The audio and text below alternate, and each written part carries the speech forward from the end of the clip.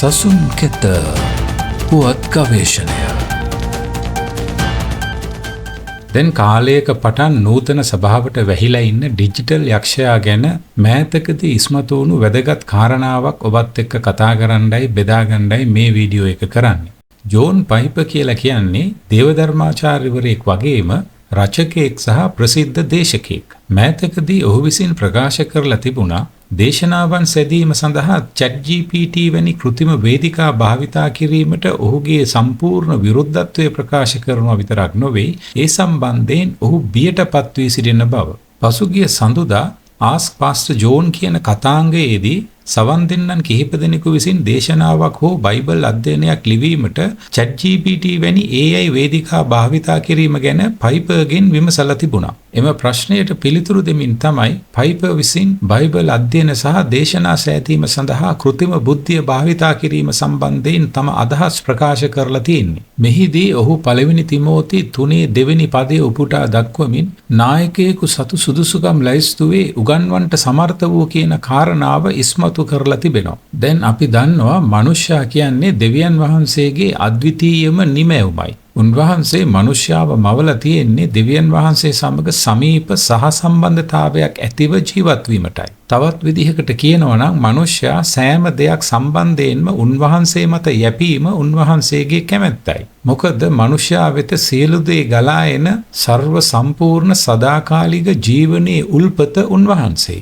ඒක එහෙමනම් ඊළඟට નિરાයාසයෙන්ම පැන නගින තර්කය මේකයි. එනම් මනුෂ්‍යයාගේම අත් දෙකෙන් නිර්මාණය කරපු පරිගණකයකට මනුෂ්‍යයා උදෙසා දෙවියන් වහන්සේගේ කොටස ඉෂ්ට කිරීම සඳහා දෙවියන් වහන්සේට හිමි විය යුතු තැන පරිගණකයකට ලබා දීම වැරදි සාගතයි මෙන්ම රූප නමස්කාරයක් නොවේද යන කාරණාවයි. ඇත්ත වශයෙන්ම දේශකයෙක් කියලා කියන්නේ දෙවියන් වහන්සේගේ සෙනගට දෙවියන් වහන්සේ විසින් කතා කිරීම සඳහා පාවිච්චි කරන හඬයි එහෙමත් නැත්නම් උන්වහන්සේගේ මාධ්‍යයයි. ඒ අනුව දෙවියන් වහන්සේගේ සෙනකට කතා කිරීම සඳහා උන්වහන්සේගේ හිතේ තිබෙන පණිවිඩය ලබා ගැනීමට දෙවියන් වහන්සේගේ දාසයා විසින් උන්වහන්සේ මත යැපෙන්නට අවශ්‍යයි. බොහෝ සමීක්ෂණ වාර්තාවලිනුත් පෙන්වා දෙන ආකාරයට වචනය හා යාඥාව වෙනුවෙන් කාලය මිඩංගු කරන්න බැරි කාර්යබහුල ඒ වගේම ආයතන කළමනාකාරවරයෙකුගේ රෝල් එක කරන චරිතය රඟපාන නූතන සභාවේ සභා නායකයා හෝ දේව සේවකයා ඉන්ස්ටන්ට් ලෝකයේ ඉන්ස්ටන්ට් දේශනාවන් සඳහා ජීවනයේ උල්පතට පිටුපාලා කෘත්‍රිම බුද්ධියේ සරණ යාම අරුමයක් නොවේ.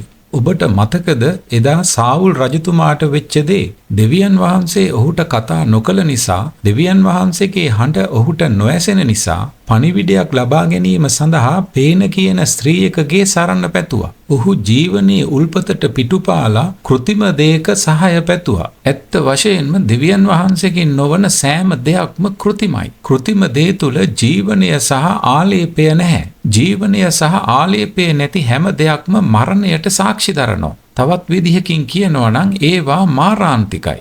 එදා සාවුල් සෙවූ කෘත්‍රිම බුද්ධිය විසින් සාවුල්ගේ මරණය තීන්දුව කරනු ලැබුවා. මෙහිදී ජෝන් පයිපර් විසින් තවත් වැදගත් දෙයක් කියනවා. ඒ තමයි දේශනාවකට අවශ්‍ය කරන අමතර කරුණු සොයා ගැනීම සඳහා කෘත්‍රිම බුද්ධිය භාවිතා කිරීමේ ප්‍රශ්නයක් නැති බව. එහෙත් තමුන්ගේ දේශනාවේ මූලික පණිවිඩය, මධ්‍යස්ථ හරය හෝ සමහර විට සමස්ත දේශනාවම කෘත්‍රිම බුද්ධිය භාවිතා කොට සකසා ගැනීම සම්බන්ධයෙන් තමන් මහත්සේ බියට හා කම්පනයට පත්වී ඇති බවත් ඔහු කියනවා.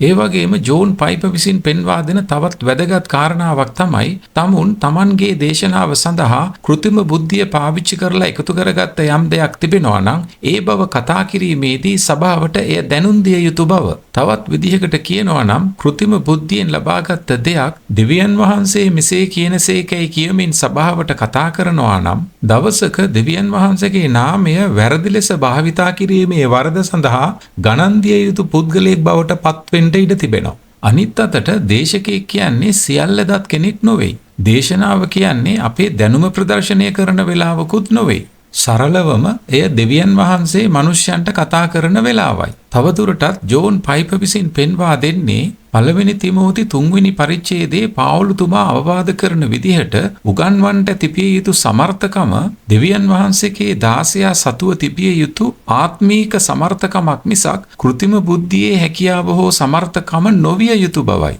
දිනක් මගේ නායකයා වෙච්ච දැන් ස්වර්ගස්ථ වෙලා ඉන්න වර්නන් දේවගතිතුමා අපේ සේවක කණ්ඩායම සමග බෙදාගත්ත ඔහුගේ අත්දැකීමක් මට මතක් වෙනවා. ඒ තමයි ඔහු බයිබල් විද්‍යාලයෙන් පිටවීමෙන් පස්සේ ඔහුට ලැබුණු පොතක් සම්බන්ධයෙන්. ඒ පොතේ දේශනා 100ක් අන්තර්ගත වෙලා තිබුණා. ඔහු කියන විදිහට මට මතකත් ඒ පොතේ නමත් දේශනා 100ක් කියන එකයි. මේ පොත දැකපු ඔහුගේ දේවගතිවරයා එතුමාට කිව්වලු වර්නන් මම උඹට ඇවිදින්න ඉගෙනුවා කිහිලිකරු පාවිච්චි කරන්න එපා කියලා. කොහොම නමුත් මේ වෙන විට කෘත්‍රිම බුද්ධිය කියලා කියන්නේ දේශනා 100ක් අඩංගු පොතේ ඉඳලා ගව් ගානක් ඉස්සරහට ආපු දියුණු වෙච්ච තාක්ෂණයක්. මේ වීඩියෝව දිග වැඩි වෙන නිසා සමහර දේවල් කතා කරන්න මට වෙලා මදි. මොකද අද වෙන විට ක්‍රිස්තියානි සභාව කෘත්‍රිම බුද්ධිය පාවිච්චි කරන්නේ දේශනා හදන්න පමණක් නොවේ. වර්තමානයේ දියුණුවයි සලකන බොහෝ සභාවන් විසින් උපදේශන සේවය යාඥාවන් ලබා දීම වැනි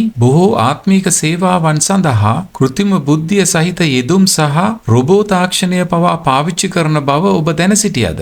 ඒ අනුව ත්‍රිත්වයේ 4 වෙනි තැන නෙමෙයි සමහර විට ඊටත් එහා ගිය තැනක් අයිති කරගෙන ඉන්න මේ කෘත්‍රිම බුද්ධියේ නාමයෙන් වැඩ කරන සමහර නායකයෝ කිහිලිකරු පාවිච්චි කරනවා නොවේ, රෝදපුටු වලින් යනවත් නොවේ, ජීවමාන උල්පතේ වතුර හිඳුණු ට්‍රොලිවල දාලා ඉන්න මලමිනි කියලත් කියන්න පුළුවන්. අවසාන වශයෙන් මෙම වීඩියෝව නරඹන ඔබට දෙන්න තිබෙන පණිවිඩය මේකයි. සොයන්නන්ට සම්භ වෙනවායයි පොරොන්දු වුණු දෙවියන් වහන්සේ එදා වගේම අදත් මේ මොහොතෙත් ජීවමානව සිටිනවා. අවශ්‍ය කරන්නේ ඔබ උන්වහන්සේව සොයන්න අවශ්‍ය කාලය වෙන් කර ගැනීම පමණයි. උන්වහන්සේව පුස්තකාලයක පොත් අතරේ හොයාගන්න ඔබට බෑ. ඩිජිටල් තිරාස්සේ සහ කෘත්‍රිම බුද්ධිය හා පරිගණක වලින් ඔබට උන්වහන්සේව සොයාගන්න බෑ. කිසි කලකත් පහව නොයන උන්වහන්සේගේ වචනයත් කිතුණු ඇදහිල්ලේ ප්‍රබලතම ආයුධය වන යාඥාවත් තුලින් අවංකව ඔබ උන්වහන්සේව සොයන විට කිසිදා සිඳී නොයන ජීවනයේ සදාකාල උල්පතට ඔබ සම්බන්ධ වෙනවා.